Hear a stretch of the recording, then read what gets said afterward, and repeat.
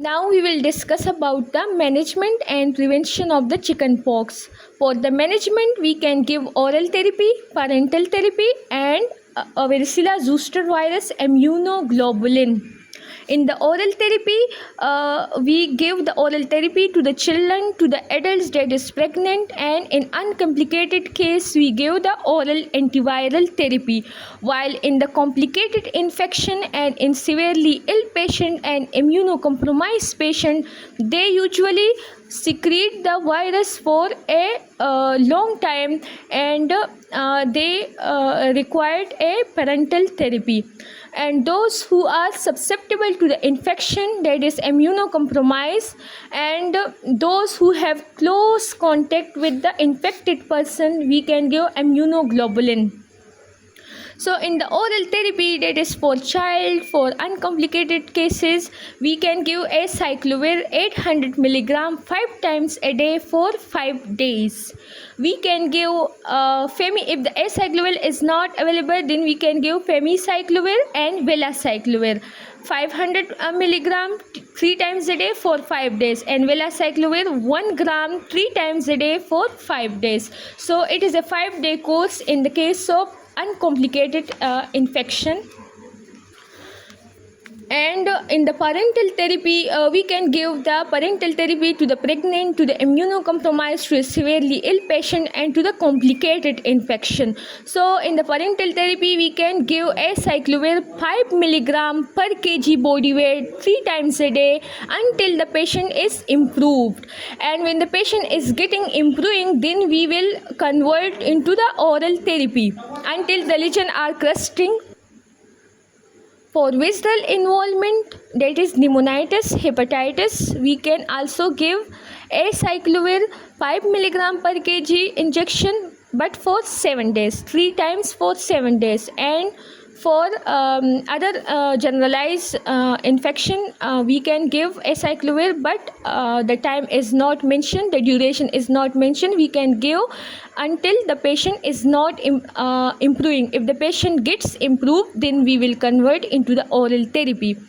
And in severe complicated cases like encephalitis and disseminated intravascular coagulation, we will give acyclovir.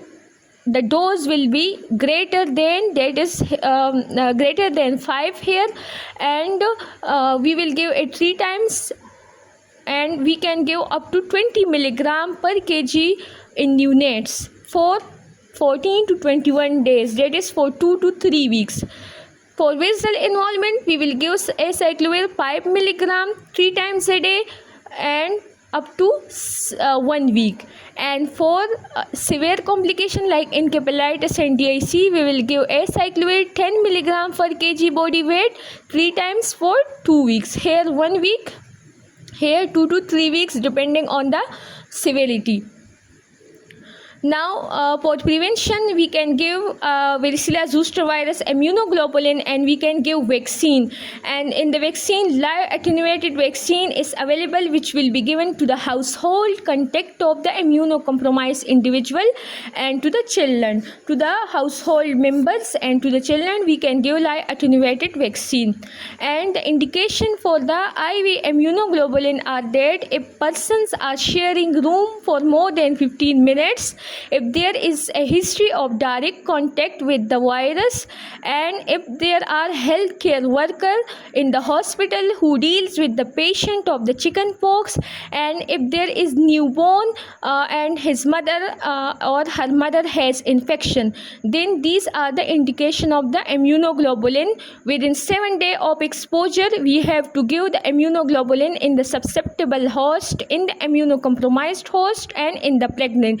And these are the susceptible hosts: those who are sharing room, those who have direct contact, healthcare worker, and newborn are the susceptible hosts, and immunocompromised are other hosts, and pregnant are also other hosts. In the children, we will give first dose of vaccine after 1 year of age, and second dose of vaccine at 4 to 6 years of age. For the seronegative individual, will receive 2 days, at least 1 month apart. 2 doses. The seronegative individual are those in which the antigen are not found in the blood, but they are susceptible to get infection, or we suspect them to have infection. So we will give 2 doses of vaccine 1 month apart. If we plan a transplant in a patient, or if the patient is more than 70, then we can also give vaccine. What is shingle now? I will discuss it in a second video. It is also a form of varicella zoster virus infection, but it is the second form of the infection. We will discuss it in the next video.